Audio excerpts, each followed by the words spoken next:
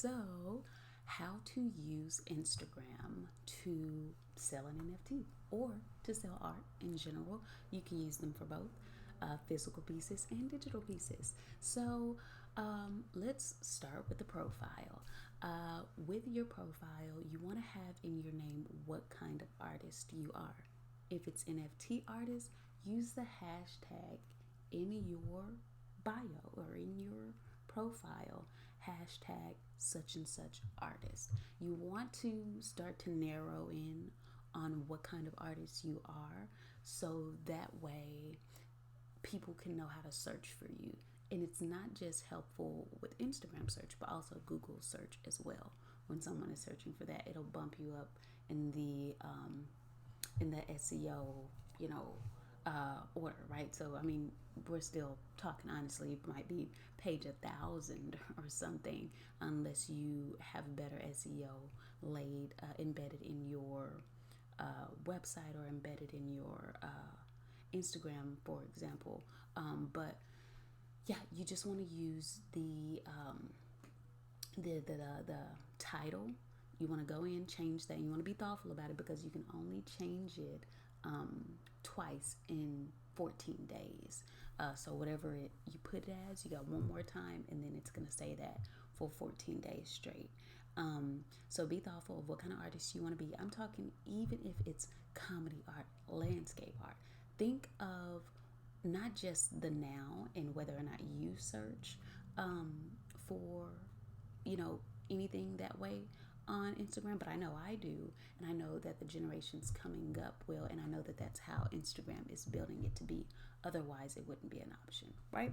So next, so think of it as like a Google in some way, and when you get in early on Google, right, you get in early on it all. So, right now, next after that, I want to talk about your bio and what to put in your bio. You want to put things that are relevant, things that are authentic, and things that will tell a story about you and your art. And I think it's 150 characters that you have. So bullet points, boop, boop, boop, always work really good. Have some fun with it. Use some emojis, not too many though. Yes, so that's what I would suggest for your Instagram bio. In a short term, you can look at my Instagram and take a look at what I've put in there. And also, in the last layer, you want to put a link to your website, but in the description, you want to give them a call to action, which is to, hey, go check out my website, and put an arrow below or a finger point below. That's something that's really helpful because sometimes people just don't know what to do. And a little bonus thing that you can do is to put your you can put your, what is it called, the bio that you have, or the website description. You can turn that into, or the website link, you can turn that into a link tree. So if you turn it into a link tree, you can put multiple links. I will advise you and let you know from experience that you don't want to have too many links under your link tree. And you can use multiple things outside of link tree. Basically, it's a link to a link that takes people to a landing page or a page, and you can send them to different links. So if you want to put your Twitter, if you want to put your, well, how I do it, I put my story, which sends them to a video about me, and how I came to be an artist and why I created and all that. Then a video to, then a link to my NFTs. Then I put a link to my, what is that one thing called?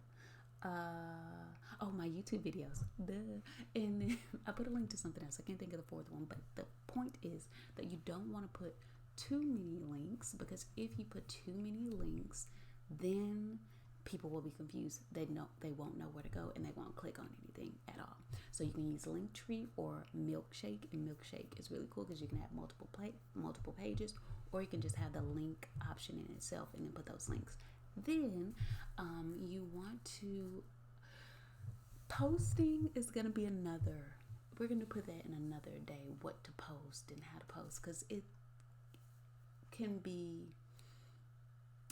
up to you at the same time, but you also want to be strategic about it. And then we'll talk about hashtags. So if you are interested in that video, put me a comment below and let me know that you want to see that, and I'll get that out ASAP.